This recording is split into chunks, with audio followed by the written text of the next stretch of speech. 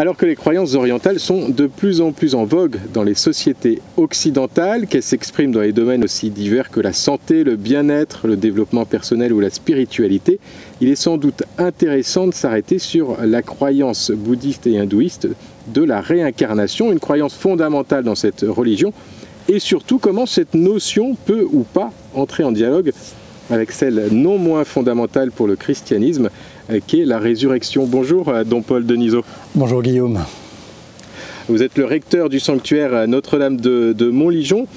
Il y a quand même quelque chose de commun entre ces deux approches, c'est de nous dire qu'il y a quelque chose après la mort. Le paradis pour le christianisme, le nirvana pour le bouddhisme ou l'hindouisme. Il y a cette, alors sans doute le mot espérance n'est pas le bon, mais en tout cas cette espérance entre guillemets après la mort. Oui, tout à fait. Je pense qu'avec la croyance en la réincarnation, c'est que l'homme ne peut se résoudre à la mort et qu'il se dit, ben voilà, cette vie est terminée, j'en entame une nouvelle, et tout ça dans un cycle de réincarnation successive pour parvenir au nirvana. Alors avec quand même cette différence, c'est que le nirvana pour les bouddhistes et les hindouistes n'est pas un état de félicité personnelle, mais c'est la dissolution du moi dans le grand tout, donc c'est une disparition du moi. Sachant que la résurrection, c'est être pleinement moi. C'est vraiment, c'est d'abord une différence fondamentale. Ensuite, ce qu'il y a d'intéressant dans la croyance en la réincarnation, qui est très tendance aujourd'hui chez nos contemporains, mais qui oublie que la réincarnation est une malédiction chez nos amis bouddhistes et hindouistes, parce que voilà, tant que je ne suis pas prêt, je me réincarne, alors que pour nous, c'est une espèce de, à l'occidental, à la sauce occidentale, c'est de dire, ben, j'ai encore une autre vie, je peux encore jouer... Une seconde chance. Une seconde chance, une troisième chance. Ce qui est intéressant, en revanche, dans cette vision aussi, enfin dans cette vision orientale de la réincarnation, c'est ce cycle de réincarnation qui est un cycle de purification, et qu'on peut peut-être rapprocher, nous, de notre purgatoire. Sauf que dans le purgatoire, c'est moi qui suis pleinement moi et je ne change pas d'identité. C'est donc finalement une interprétation du bouddhisme de la réincarnation à l'aune de la civilisation, à l'aune de la culture judéo-chrétienne. Tout à fait. Aujourd'hui, je pense que c'est très tendance dans une société post-chrétienne. J'ai des cousins, des cousines qui me disent « je crois à la réincarnation » et c'est toujours très romantique. Oui, moi, avant, j'ai été un général de l'Empire d'Alexandre, j'ai été une courtisane perse. C'est toujours très beau. Ils n'ont jamais été une petite vache, une biquette ou un chien. Il y a toujours quelque chose de très romantique dans notre vision de la réincarnation.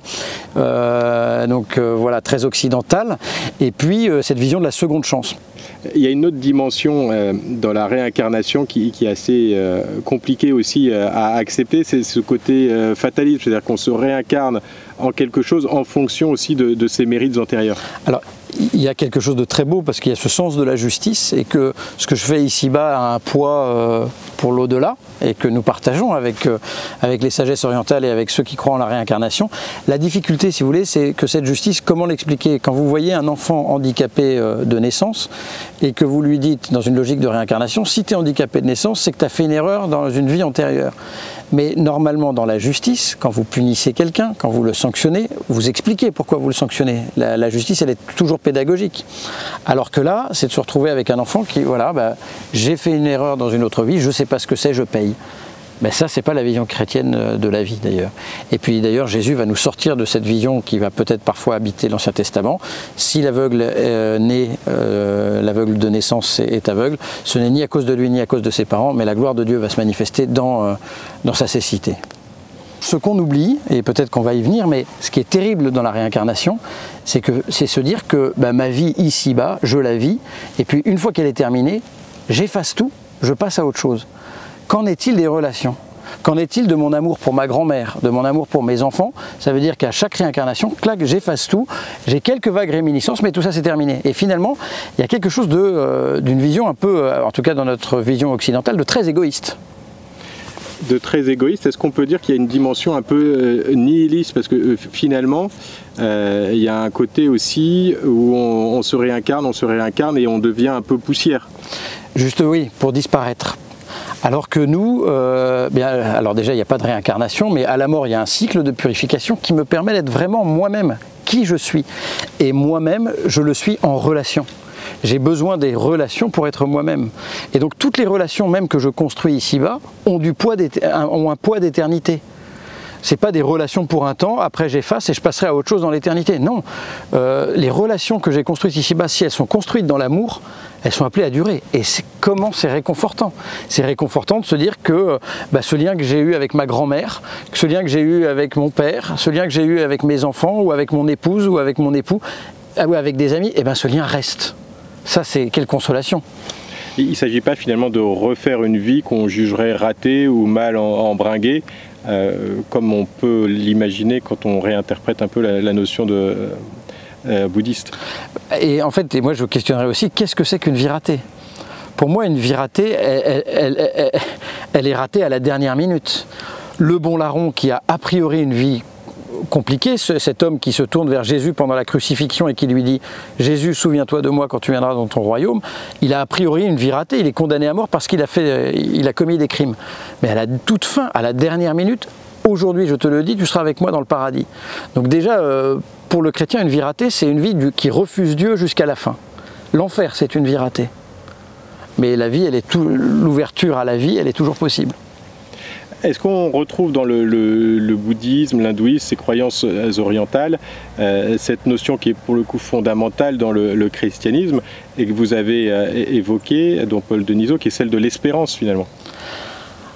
L'espérance, alors je vous avoue que c'est une question que je me pose parce qu'à partir du moment où le Siddhartha, la logique de Siddhartha, c'est de taire tous les désirs que j'ai. C'est de vivre une espèce d'état apathique, c'est-à-dire d'un état sans désir, parce que le désir engendre la souffrance. C'est pas la vision humaine, c'est pas la vision de l'homme qu'a la foi chrétienne. Au contraire, les désirs, ils sont bons, et c'est les désirs qui portent l'espérance. Ensuite, la question est tout ce qu'on en fait de ces désirs et de ces passions, mais la passion est quelque chose qui fait partie de notre humanité, et qui est appelé à ressusciter avec ce que nous sommes.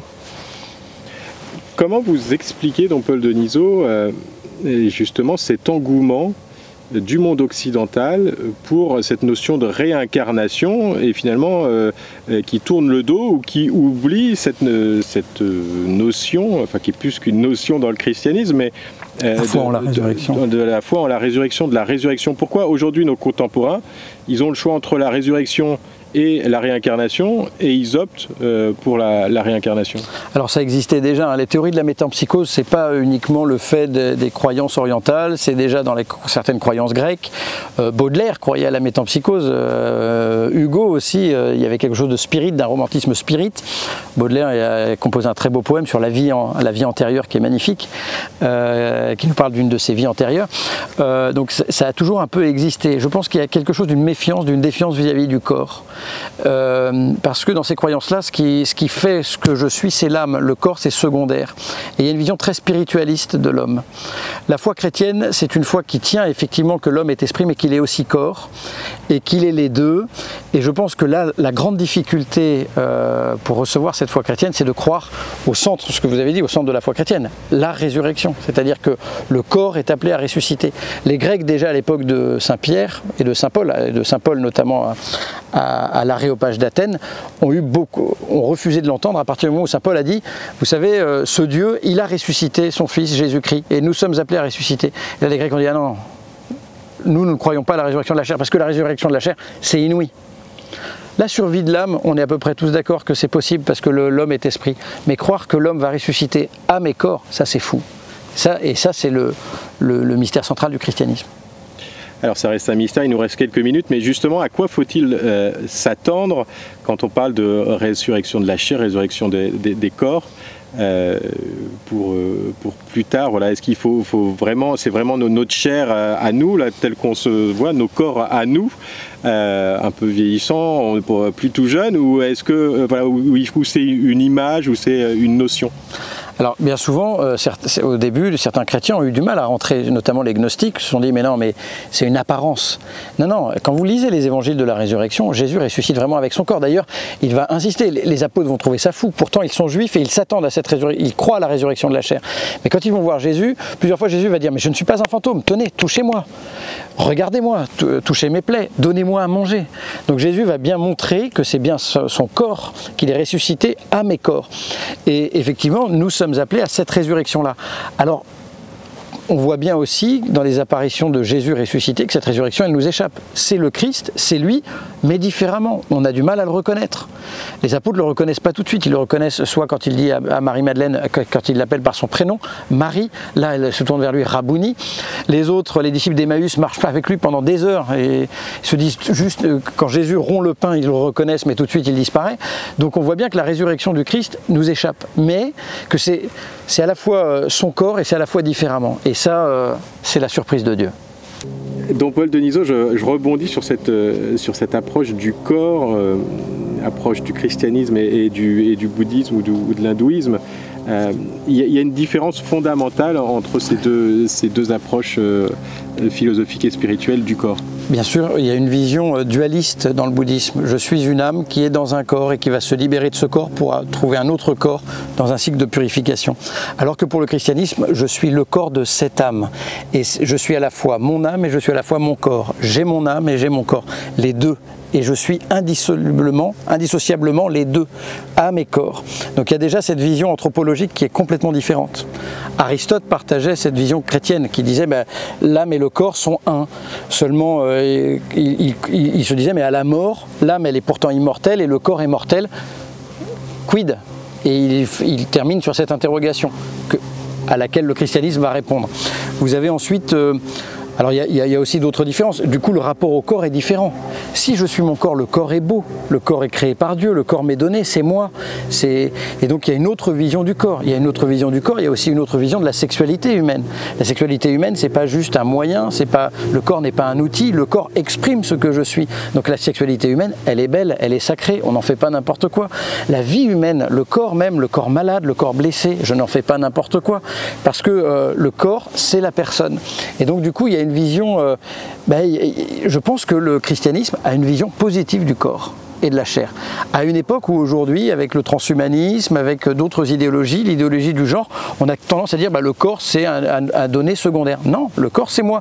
Effectivement, c'est pas toujours facile d'accepter son corps. Moi je fais 1m70, j'ai du mal à accepter ma taille. Voilà, mais c'est mon corps, c'est moi, en même temps ce 1m70 ça fait mon tempérament. J'aime pas mon nez, j'aime pas... Oui, pour une part, mais ce corps il est beau. Ce corps, il est beau, il m'a été donné, c'est moi.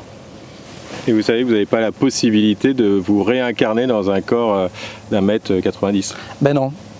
Mais non, mais parce que je suis appelé, je crois, j'espère, à la résurrection, avec ce corps qui sera un corps glorifié par Dieu. Alors, qu'est-ce que ce sera?